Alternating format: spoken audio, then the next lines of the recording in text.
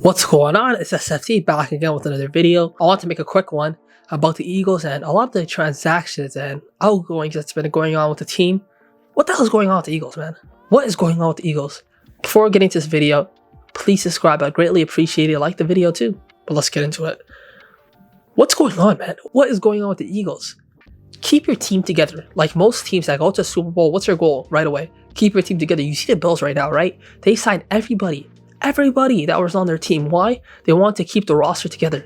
Make another push. We were almost there. Make another damn push for the playoffs. Make another damn push for a Super Bowl. If you're a team like the Ravens, clearly they're saying, yo, we just want to keep our team together.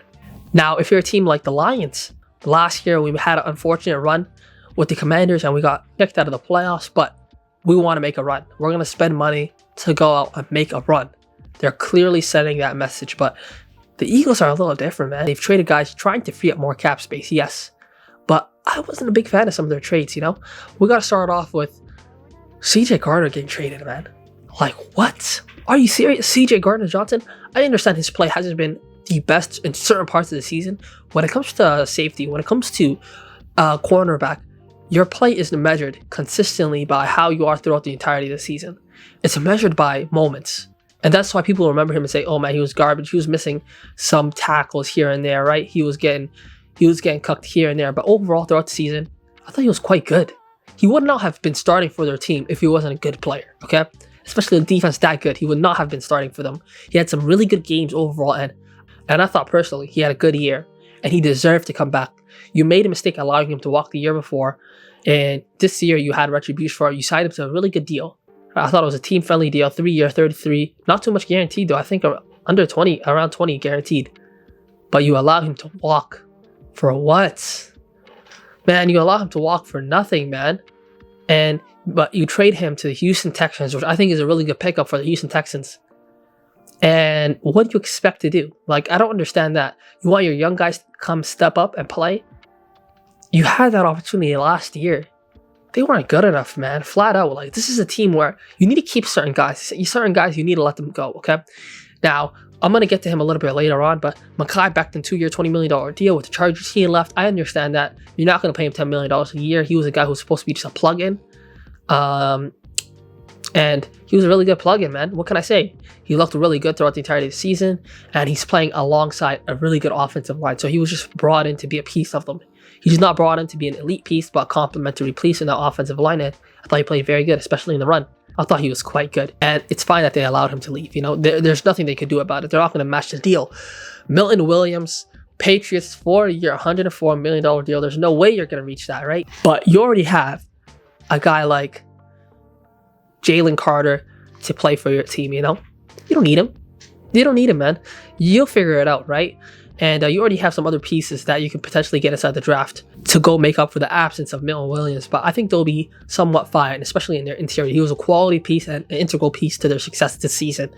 But they'll be fine without him. You know, he's one of those guys, I think personally, they'll be fine without because they have quality there. Confirmed quality there, right? James Bradbury, allowing him to walk to waived. Perfectly fine with that. He didn't play the majority of this year. Who cares? Darius Slay, I was fine with him leaving too. I think the rookies now are prepared to take that next step up. This is a situation where I'm happy that the rookies are allowed to take that next step up. You know, I don't mind in that cornerback group, but my issues was with the safety group. Like, I don't think they're ready to take that next step up and be beside Reed Blankenship, right? The next guy that's going to be sitting in that strong safety role is going to be Tristan McCollum. Little to no experience. Lewis Cine is second. Now, for free safety, they're going to have Sidney Brown sitting behind Reed Blankenship, and that's really it. Now, they've brought in Adoree Jackson to be a complimentary corner wherever they want him to play, and I think he's a decent pickup. Nothing groundbreaking, yes, but he's a decent pickup. However, they've also lost Josh Sweat, which was expected to.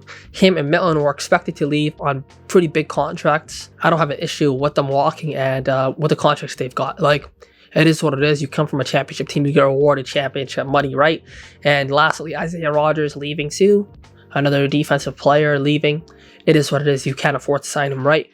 But my big thing, okay, is you want to do your best to keep your roster together. Certain guys are going to leave. They're going to get the resources to leave. And there's nothing wrong with that, really, okay? There's really nothing wrong with that.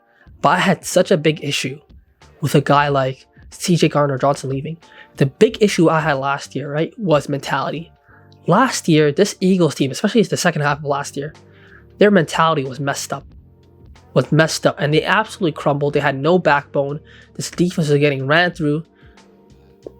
Little to no effort at times on defense, right? Darius Slay looking confused on a consistent basis. James Bradbury getting absolutely torched, right?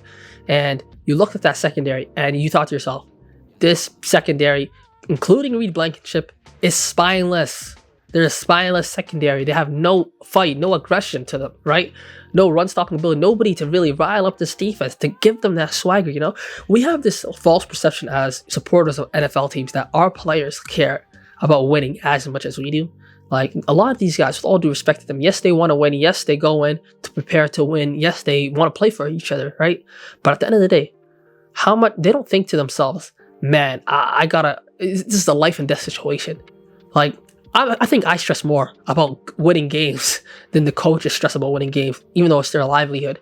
At the end of the day, they're going to get picked up by another team or they're going to have another thing going on in their life. But there's certain guys like CJ Gardner-Johnson that are mentality setters, that are guys that are playing with a chip on their shoulder, guys that are playing a certain level of aggression, certain level of, just really representing Philadelphia and the mentality they have and the mentality you want a defense to have. You don't lose leaders like that.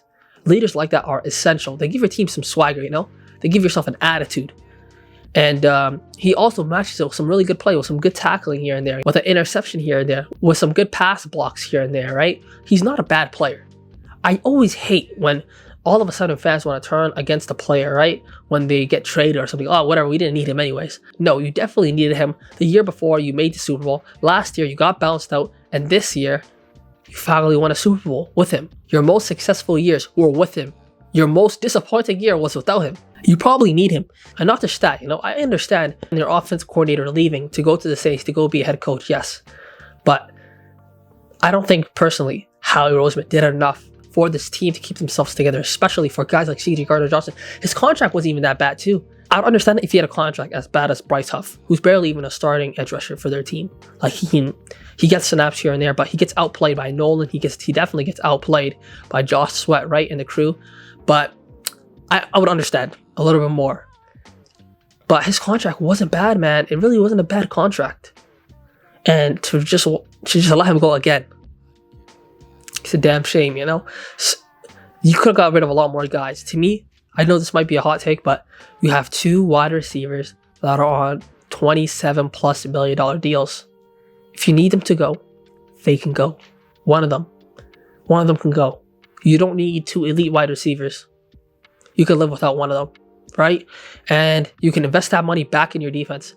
There's only so long that your defense is going to be full of rookies and your defense is going to take little to no money, right? You look at right now the active roster cap, okay?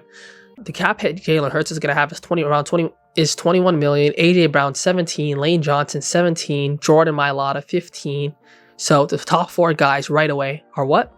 Offensive players, okay? Now Darius Slay's gone, so they don't have to worry about him. Dallas Goedert, 12 million.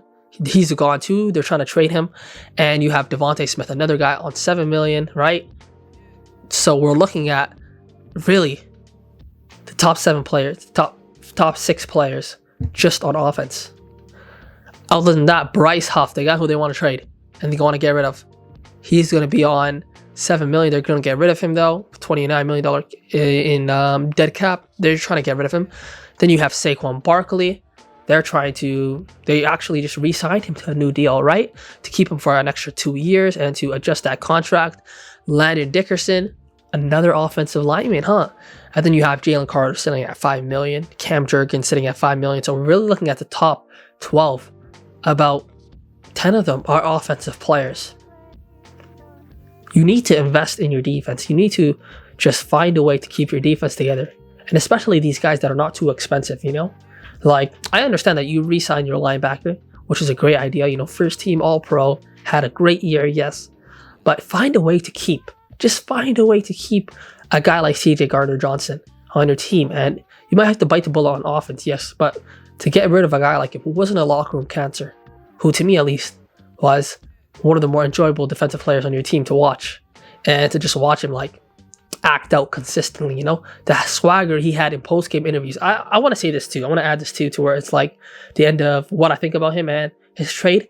It's so rare to find NFL players who actually say what they feel like in a post-game interview, who actually say what they feel like consistently, because a lot of them are so media trained to a point where they just don't want any backlash. And for a guy like him to consistently just say what the hell he thinks, to talk trash pre-game, to talk trash post-game, consistent trash talk on the field, swagger, you know, working hard, playing hard. It's a mentality that team had, and they're not going to lose that mentality. They definitely won't, right? But he's one of the personalities I will miss on that team. And this offense can only be kept together for so long. The defense won them the championship. It wasn't the offense. And there's only so long you can keep shortcutting this defense. You need to start spending money in. I'm telling you right now, Devontae Smith or A.J. Brown can be out the door. They're definitely going to have Bryce Huff, Dallas Goedert out the door, right? And Lane Johnson's only going to be there for so long because he's going to retire in maybe 3 years. I mean, he's 35 years old. I expect him to be there for only maybe another 2 years, right? He's getting paid good money, $17 million. But they're going to have some more open cap space. They need to think about this defense right now, not later, because this defense can all of a sudden go from a top 5 defense and an elite defense in the postseason to a bottom 10, just like that.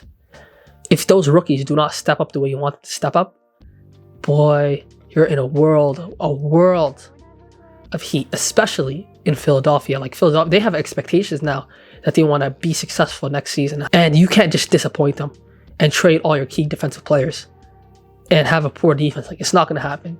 There's going to be a lot of heat on this team, potentially somebody getting fired, but hopefully things go good. Underwhelming overall free agency for the Eagles. I wouldn't call it a bad one because business decisions have to be made. Hopefully it can turn out good. Thank you so much for watching this video. Subscribe. Take care. Peace.